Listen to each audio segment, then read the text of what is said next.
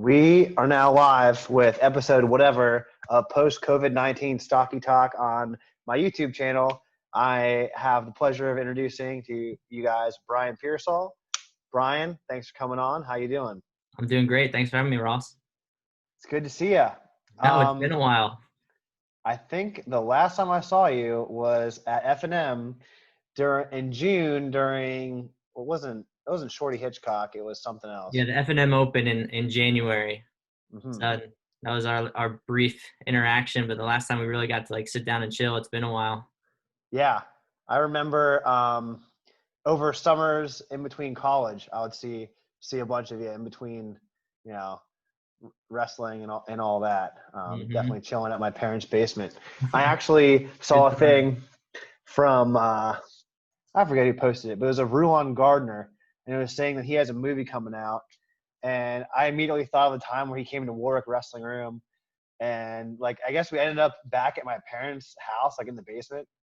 And he was 400 pounds, which is abnormally large for someone that was, an Olympic gold medalist, I guess. Mm-hmm. And just terrified of my parents' dog, Zoe. That's one of the things I remember. I mean, he was a cool guy, but anyway, Greco, you're a Greco wrestler. I did do Greco. I always did both styles whenever I entered, tournaments, a lot of the summer tournaments, double bracket, both styles, try to get as many matches as you can a day. But yeah, I never All-American in Greco. I made the blood round a couple of times at Fargo, and never competed in college in Greco. I think I tell this story, so I'll give you the opportunity to fact check how true my tall tale may be. But I tell a story of how you cut 35, 40 pounds in 1 month for Fargo in the summer with long bleach blonde hair. And it was up north of Lidditz. There was this trail run that I did with you before. And you're like, oh yeah, I used to do this twice in a row. The trail run's 2.5 miles, so 5 miles straight, pretty significant elevation change with a sauna suit on. Yep. In the summer. Yep. Now, how accurate was that retelling? I don't know the exact number of pounds that I lost. I was doing, old school training, trail runs, putting in 5 to 10 miles a day. It's because back then it was harder to get training. It's now there's all these different clubs. Back then, I might have been able to get in a wrestling room 2-3 days a week, and I'm training for a national championship. So I was training myself, running and finding ways to lose weight. But yeah, big cut for that tournament. And, that was the year I ended up All-American and went way up in between styles. Greco was 1 day or a couple day tournament, and then there'd be a day in between freestyle, and I'd get way too heavy. I was an idiot. I didn't learn how to cut weight till college, unfortunately. I remember it might have been a team tradition to drink, to weigh out food the day of a match to see how many fluid ounces or ounces of food you could consume, depending on how under you were. I was all right, nice. I can have this many sips of Monster. Yeah. Yeah, my routine was a foot-long Subway sub and a Monster energy drink. And I tried that one time in college, got the crap kicked out of me, and threw up after the match. I was I'm never doing that again. Total error. Yeah, that doesn't work. So, for people that don't know you wrestled at Warwick. Didn't your senior year, I think that's the year you went to States, right? But before that, didn't you pin 20 people in a row? Yeah, I was looking back on my high school numbers just recently, actually, and I don't know exactly the number, but I wasn't necessarily tested the best during the regular season with the competition that we had in the area. So yeah. I wasn't necessarily prepared the best I could going into that state tournament. Well, like you said, with changes, and I think we'll get into it more, and the availability of training and facilities and having partners available to you and even rooms. At that time, I remember there was a summer after high school, and I don't know how, I guess statutes of limitations is not really a severe crime I committed, but me and Corey Getz would break into the Warwick Wrestling Room just to get an hour or two of live goes. I'm now, I mean, between Yeah. MMA gyms, between law, and this is just regionally, let alone I hope we get into what you're kind of doing over in Philly. There is more training available than kids probably want to budget into their calendar with Fortnite. Absolutely. I mean, the crazy thing back then is, I didn't get my hands on a college wrestler until my first practice at Penn State. So now they have these regional training centers all over the place. So we have high Hmm. school kids coming in training with our college guys and even our senior level athletes that we have.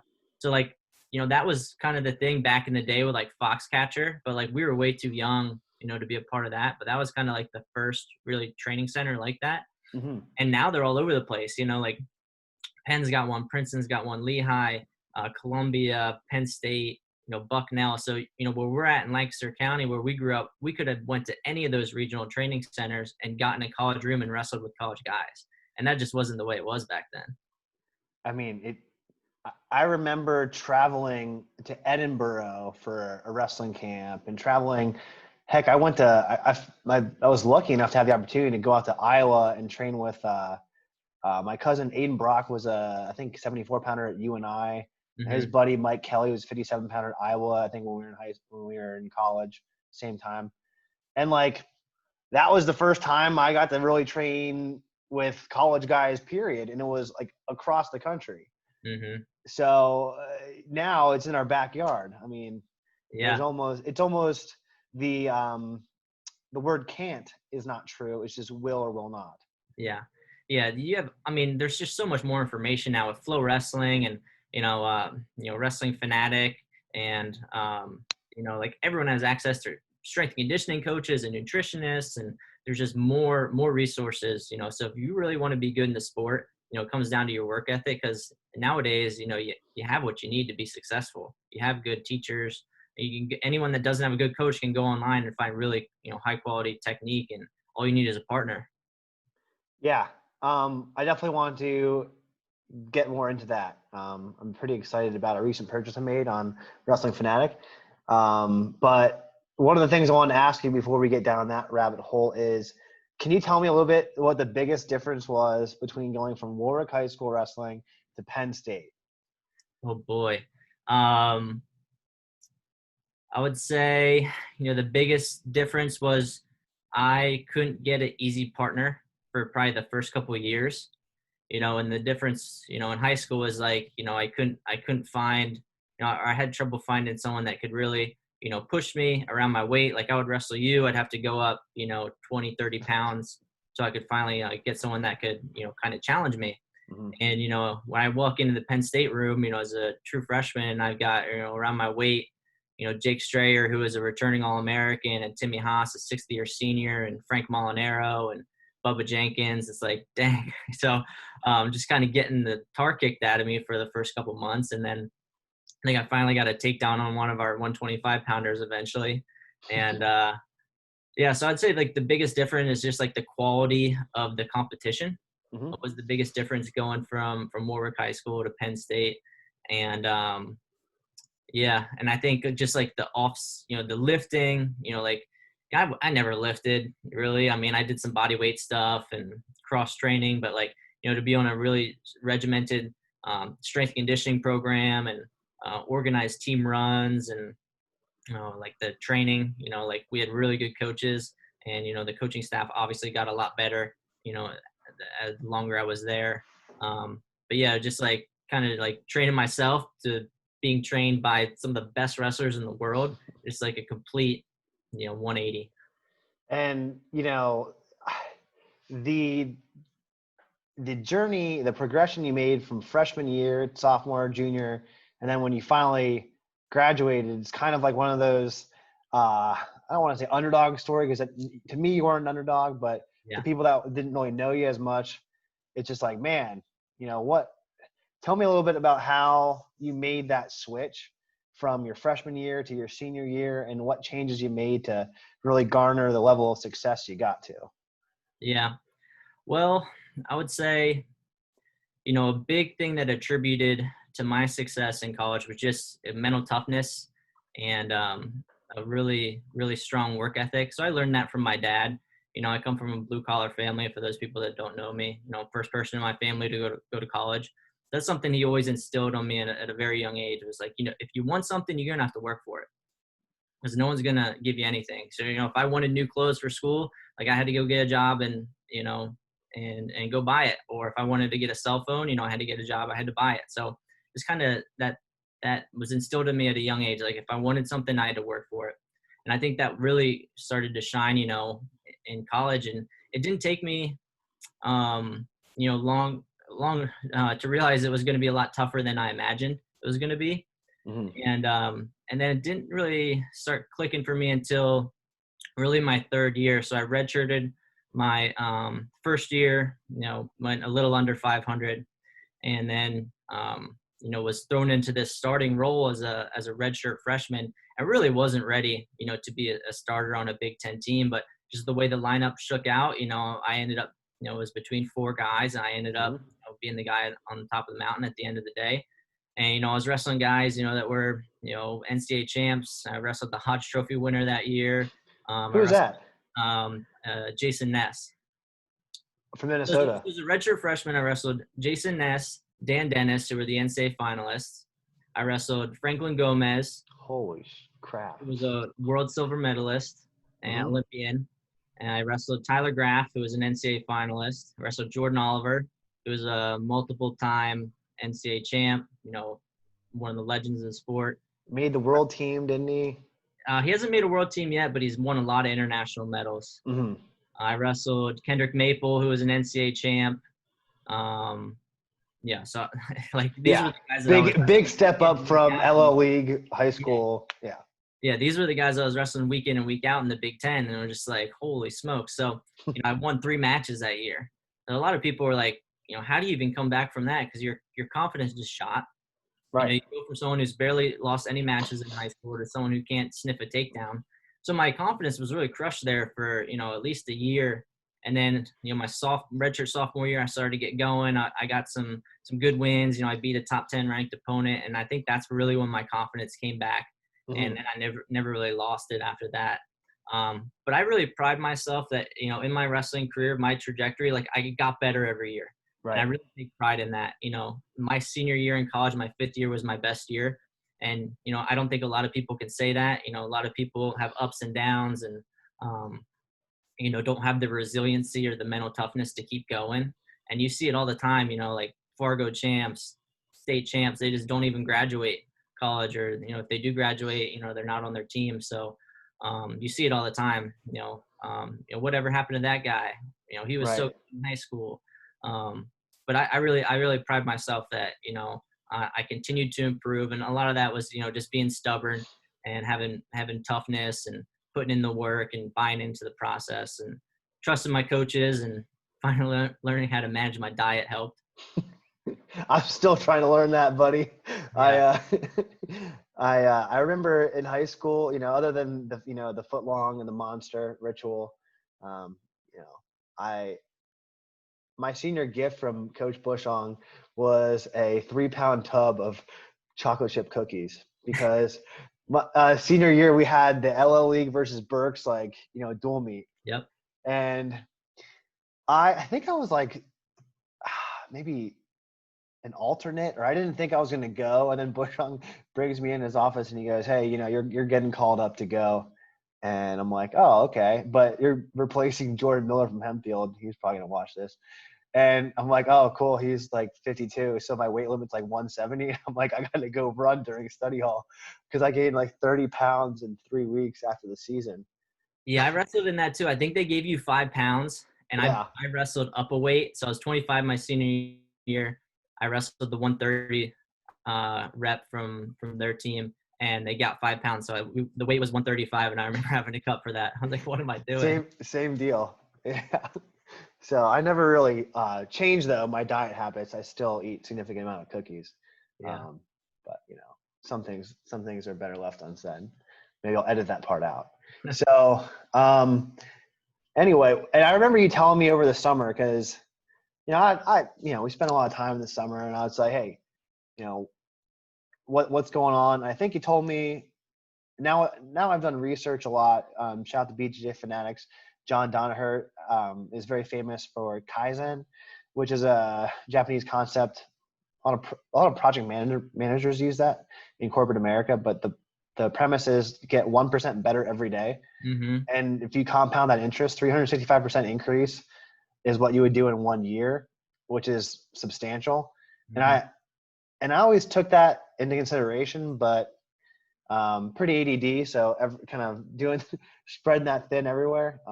But I think it works for my grade academically. I'll go with that. Academically is pretty good. Yeah, that was something that, Cale Sanderson, obviously a legend, Olympic champion, undefeated in college, he was my college coach.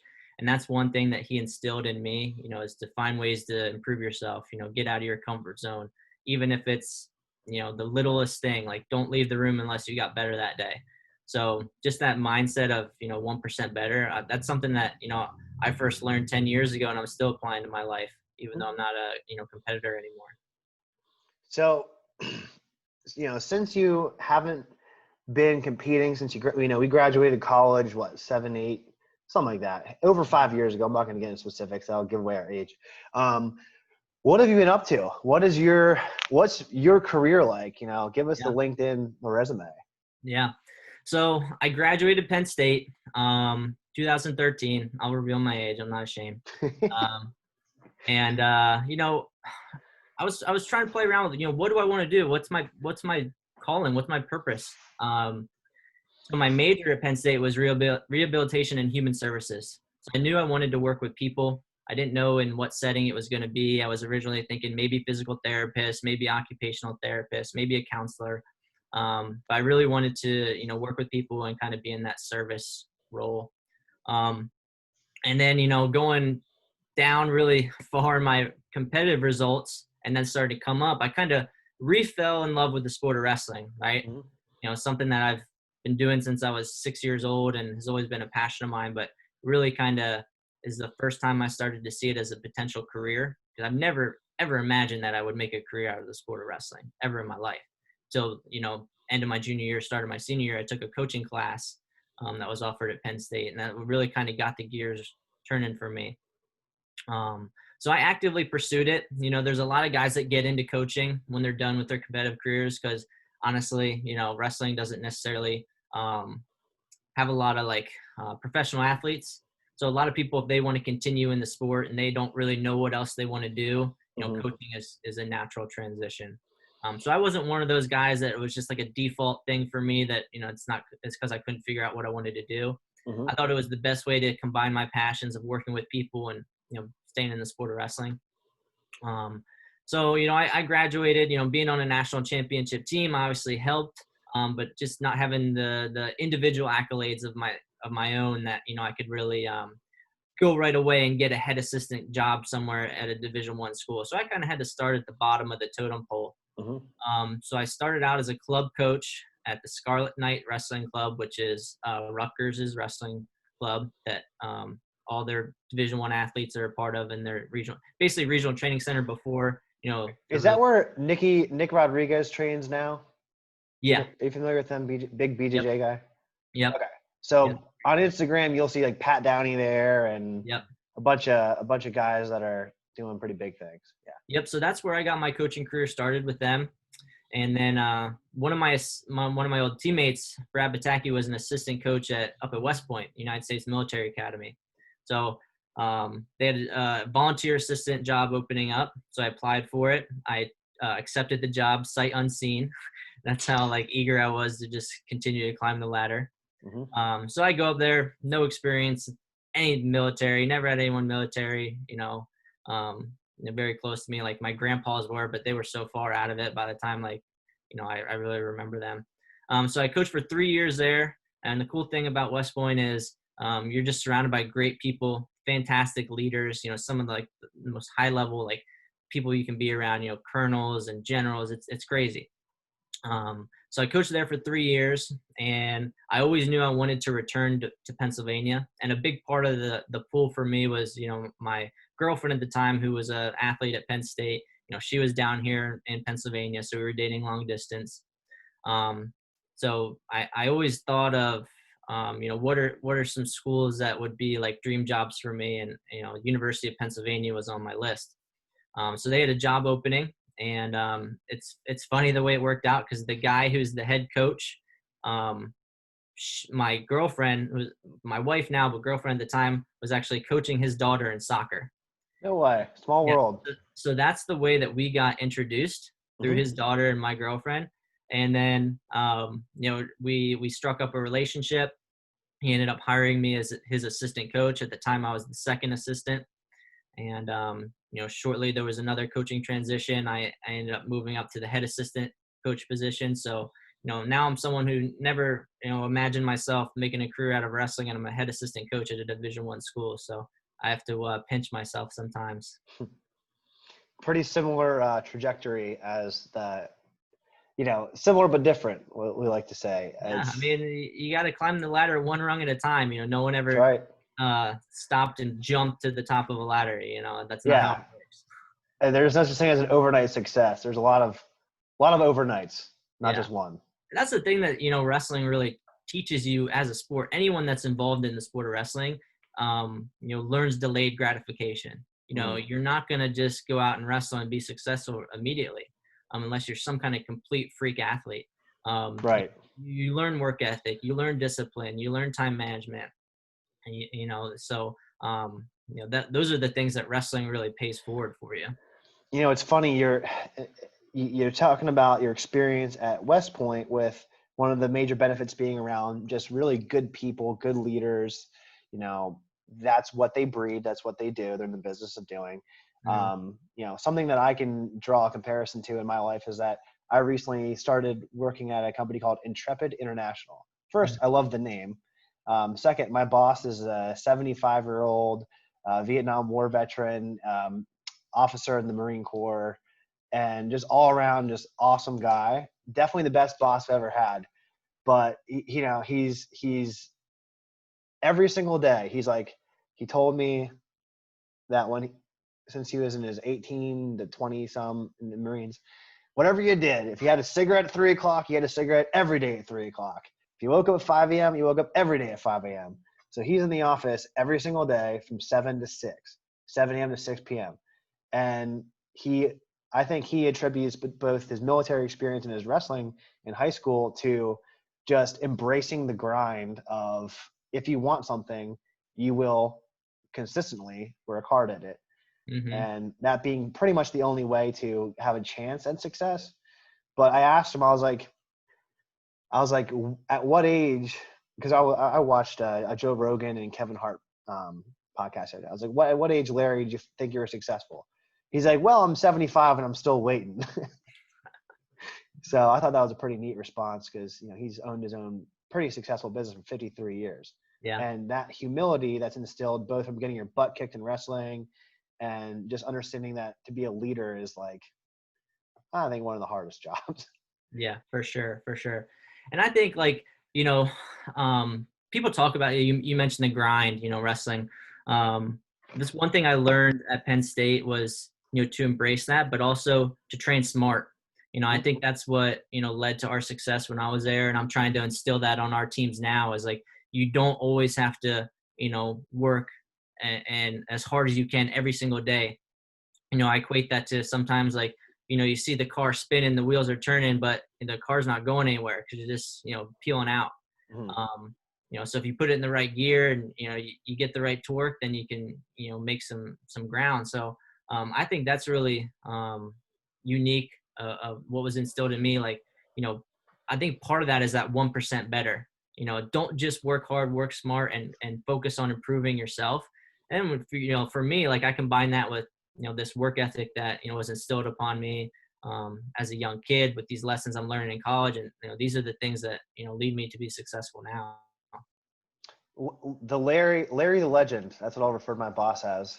He says the definition of work is moving something from point A to point B. That's traction. If you're spinning your wheels, you ain't moving. You're not moving. Yep. So I see that all the time. As a coach, I see guys they're drilling so hard, they're going so hard, but I'm you're not even doing the move right. You're spinning your wheels. Slow it down, focus on the details, and let's get better. Yeah. And I think mentally too, I think that rush is an anxiety response in some respects. Mm-hmm. It's just tone it down a little bit, Yep.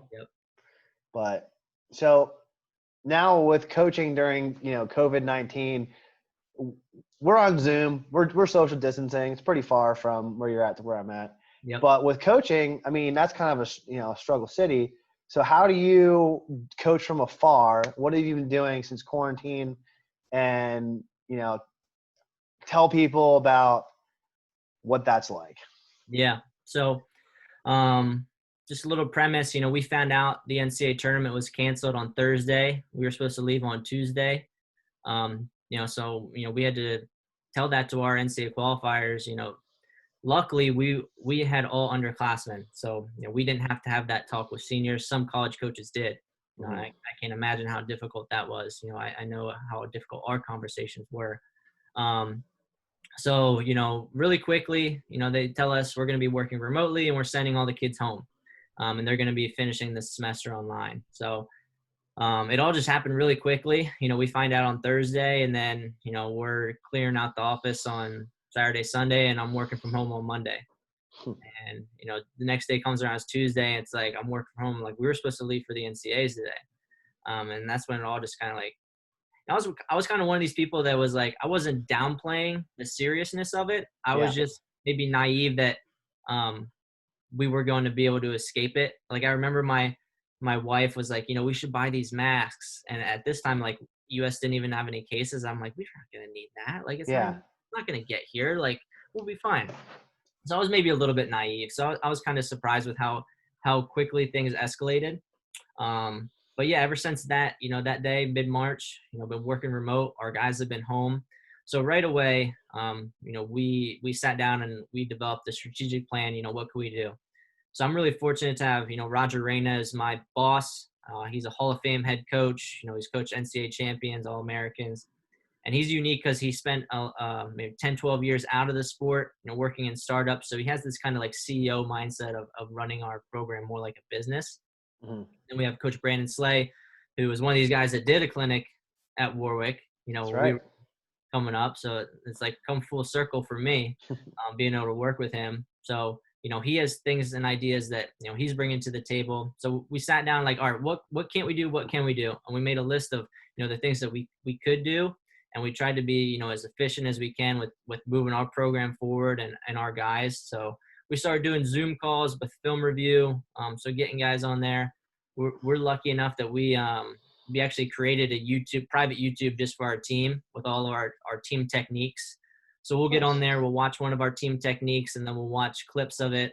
Other examples, maybe guys on our team, maybe like examples from the Olympics, like showing that like, hey, this technique will work at all levels. Mm-hmm. So we've been doing that. We've been providing strength conditioning plans. The crazy thing is we have to write 3 plans, like people that have, no weights, no access to anything.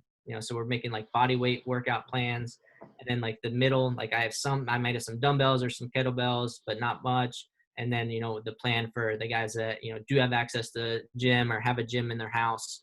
So we've been trying to get guys really strong and staying mentally engaged in the sport. I'm a big believer that I think mental reps are as effective as physical reps. I think that the sport of wrestling is at least 80 to 95% mental, depending on the person. Mm-hmm. And we spend 99% of our time on the physical aspect of the sport. So to be able to use, some time on the mental aspect, the visualization, the watching film, being a student of the sport, I think it's actually going to be good. And another thing about wrestling is it's such a rat race. It's like year round, freestyle, off season. You're always training. So a lot of the injuries in wrestling are from overuse. Mm-hmm. So I think for a sport as a whole, I think it's going to be good for everyone to just take a step back and, let themselves heal up and, come back rejuvenated, energetic. Maybe they've watched a lot of film. They're ready to start learning again. So I think that's what we're trying to do with our team is just keep them engaged, keep them strong, keep them in shape. And then when we do get back on the mat, we're not too far behind. So you're talking about YouTube videos and how you're implementing that into your training routine. I've been doing Brazilian Jiu-Jitsu for, it's been 6 years, almost since I graduated college. Mhm. And one of the things that has been, there's a lot of parallels between the two sports. One of the parallels is it's typically pretty difficult to make a full-time career out of Brazilian Jiu-Jitsu unless you coach. But some of these athletes that compete and have a pretty sizable following or have like a unique skill set or a technique that they're famous for will go on to bjjfanatics.com and then they will create a DVD series. Mhm. And if you're like Tom DeBlas or John Donaher or Gordon Ryan, they're in the North Jersey, New York City metropolitan area and also kind of world champions, like arguably the best. Um, you can make a lot of money doing DVDs. So anyway, Yep. I I follow that. You know, I'm guilty of downloading and purchasing them, but I also my most recent acquisition was a little ankle pick action. Mhm. I've been watching about that, so I get to ask you questions about ankle picks. Can All you right. Let's do it. let's first of all, tell me what that looked like getting onto the wrestling equivalent, Wrestling Fanatics. Yeah. So a little bit of background on that. BJJ Fanatics got started, I think, in 2014 actually. So they've been around for like 6 years. They're really well established. There's a couple guys that run that company, and they're extremely successful with what they're doing. And they just last year decided to extend it to Fanatic Wrestling. So um, I think their initiative was, let's continue to grow the business. Brazilian Jiu-Jitsu is one aspect of MMA. Let's go into wrestling, which is another extremely important aspect of the sport. So it initially started with guys that were in MMA but were wrestlers. So I think like Henry Cejudo, Ben Askren might have been like their first two Oh, videos okay. on there. And then actually one of my old teammates, Dan Balamont, and it was crazy how he got hooked up with them because I think on their Facebook or something, they put a post like, which wrestlers would you like to see make videos? And like one of his buddies that does jujitsu like commented like, Dan Balamont, NCAA finalist for Penn State. So somehow they get Dan's like contact information and they hit him up like, hey, do you want to make this wrestling video? We'll pay you X amount of dollars. You can make, X amount on the Yeah. video moving forward. People buy it. And he's like, this sounds too good to be true. Who are these people? They're like, yeah, we'll fly you up to Boston to film. So really this like very, obviously BJJ is really established Fanatics. And but the wrestling, like they were just getting started. So their Instagram had maybe like, I don't know, barely any followers at all. So he's like, this just seems sketchy. So he goes up there. He's like, Wow. I'm thinking I'm going to get like mugged or something. They're going to like, but it ends up being legit. Obviously they're extremely professional. So that's how he got started. And he was I think he was the first person to do a video who's a wrestler who was not in MMA or didn't do jujitsu. So the first Interesting. like purely wrestler to do a video. Hmm. And I could be wrong, but I'm pretty sure that's right. So now he kind of got in on the ground level with wrestling or Fanatic Wrestling. So he started working with them now. So he's helping them to identify who are some of the top wrestlers in the sport right now, top coaches.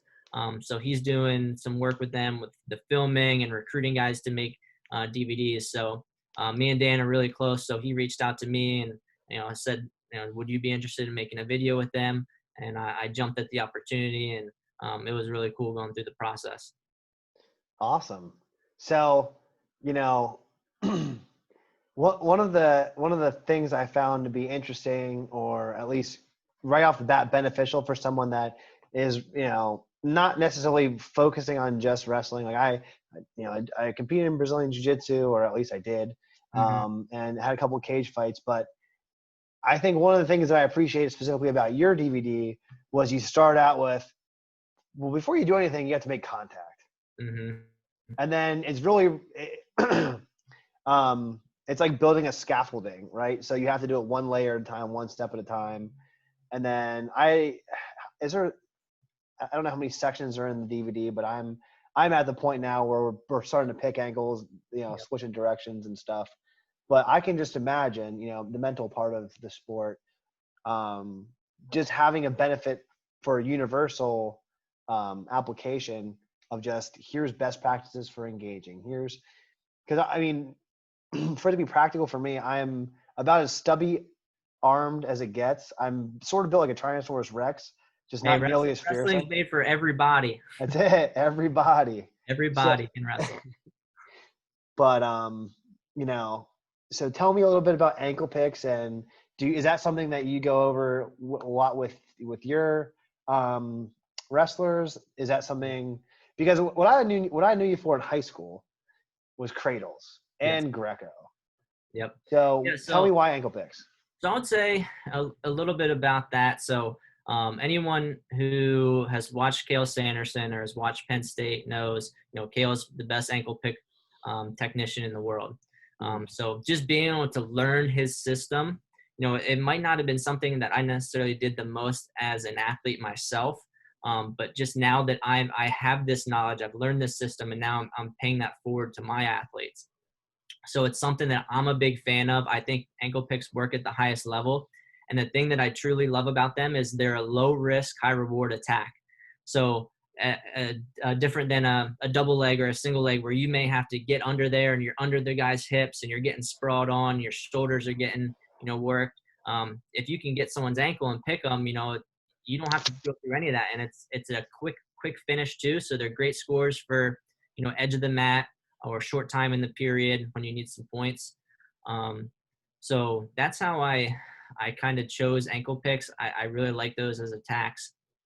And the way I went through it in the video is just I went through the first section of the DVD is all offensive attacks of, like in a perfect world, I'm getting to my ties, I'm moving the guy, and then going through all the different reactions. So it's all like, this is where I'm going first. If he does this, I'm going to do this. And then if he's giving me this reaction. So everything builds on each other throughout the whole video. In section 2, I start getting into, what are ways that he can try to slow me down, different ties, different things he might do. So it goes into the hand fighting element. So I start in one tie, but he does this, so now I hand fight, and I'm putting him into another attack. And then section 3 of the video is pretty much all defensive re-attacks, because a lot of times you're hand fighting, you're putting pressure on guys, and they're going to attack on you. So that's section 3 is, how do you use your pressure that forces their attack, and then you counter that and score on them. I mean, it makes sense when you're talking about if-then statements. I mean, I've been doing digital marketing for the last 7 years, and I was a logic tutor. So it basically is like, you're doing computer programming. For someone that's nickname was Robodale, I appreciate that very much. Thank you. Yeah. I was never the strongest guy. I was never the quickest.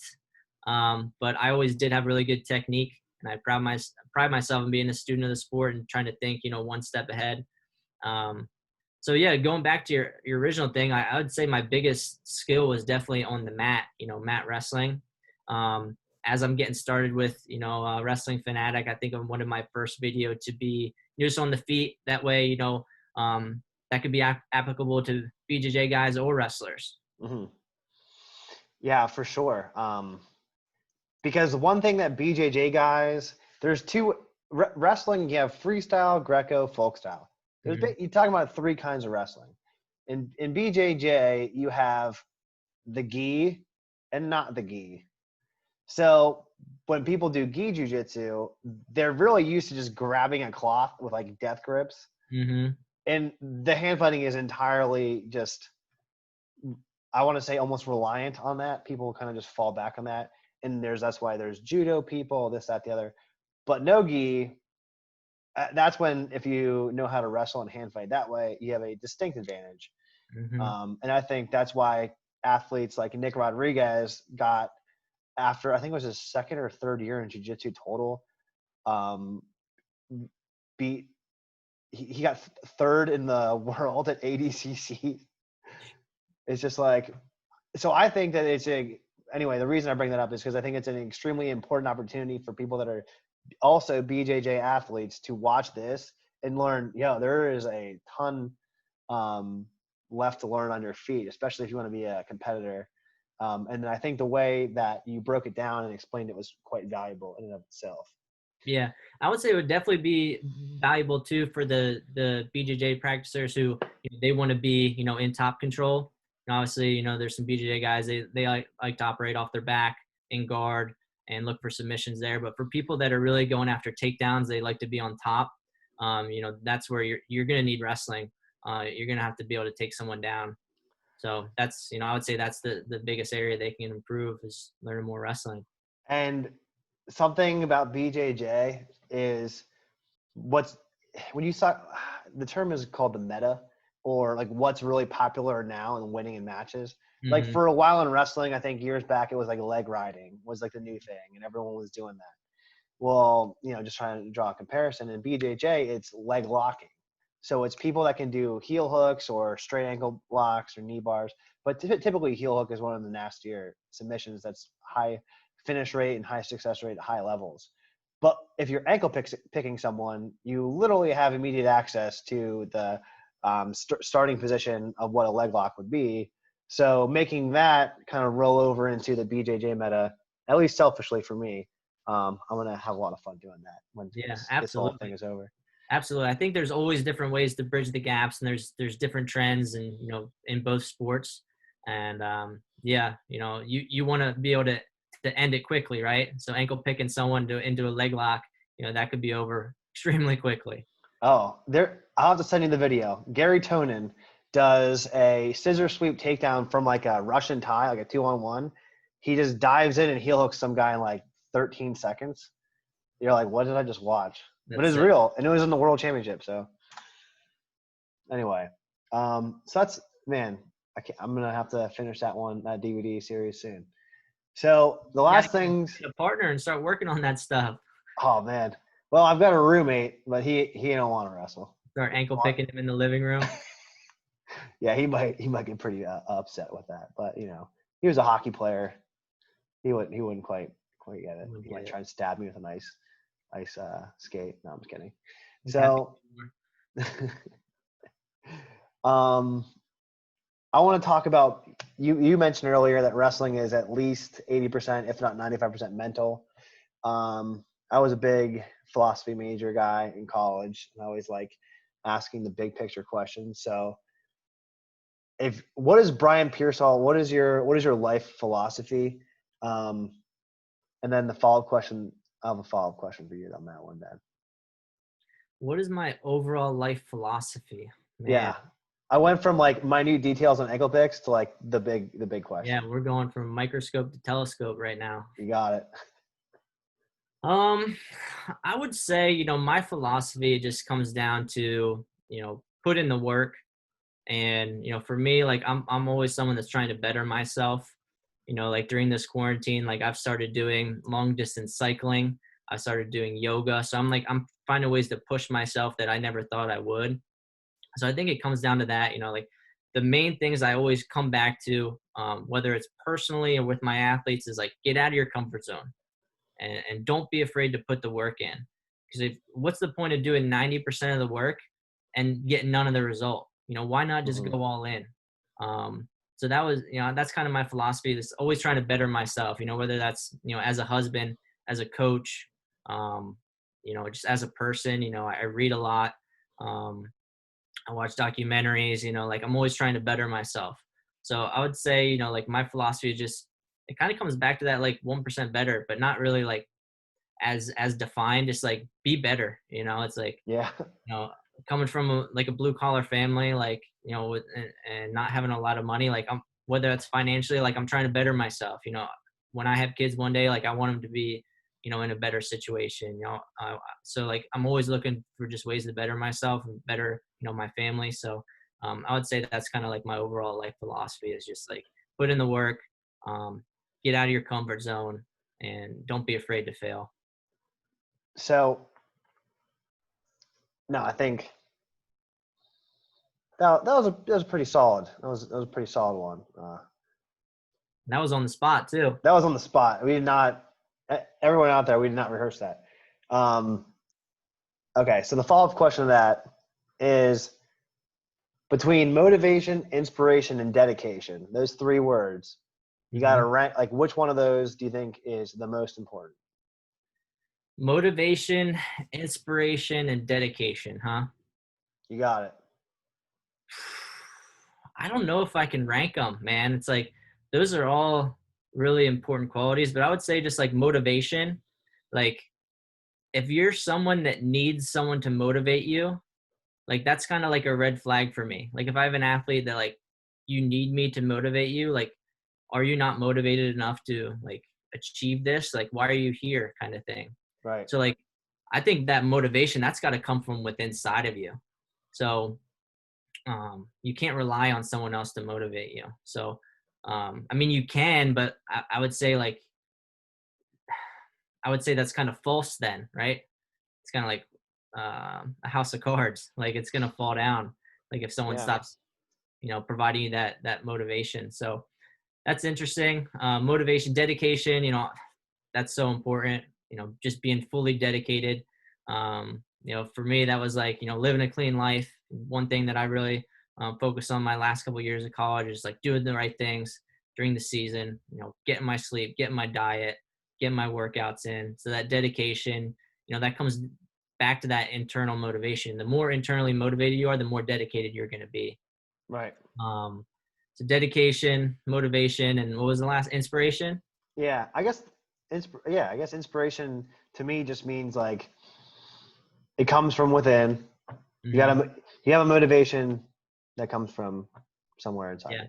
I think it's possible to be inspired, for sure, like we have some of our alumni that come in and they tell us their stories and like they leave it on like, man, I'm inspired. Like that was really cool. And, I hope that, sometimes I talk to people and they leave being inspired, from my story. So there's obviously a ton of, great people in the sport that you can be inspired by.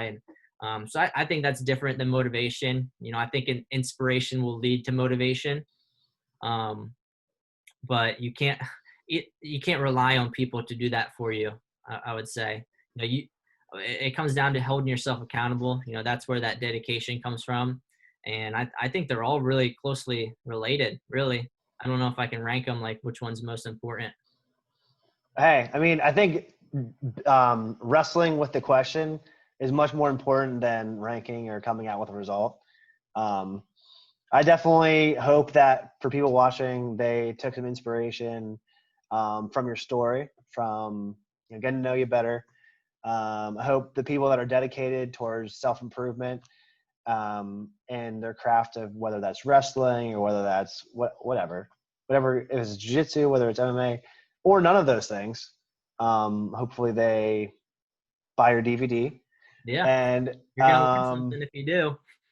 and hopefully they're motivated enough by this YouTube content to use PayPal or Apple Pay or whatever and cash out. But all promotional things aside, um, I want to thank you for coming on and catching up over the quarantine. It's been a pleasure. We're about at the hour mark, so yeah, man. Just if you have any parting last words for everybody that's watching. I Well, usually ask everybody that's on my YouTube channel for their one piece of advice, but I probably already asked that. yeah, I don't want to preach. I don't want to be preaching No, at them here. you gotta want it. That's Yeah. that's what If they ask, you tell. But I'm not gonna.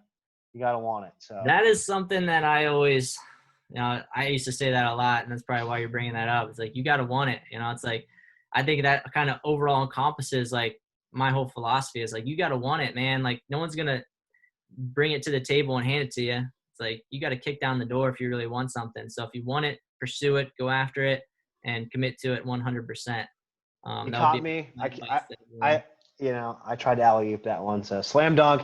Great time. Thanks so much, man. Yeah. And for everybody out there, like, comment, subscribe, buy Bryan's DVD. And thanks, guys. Until Yep. next time.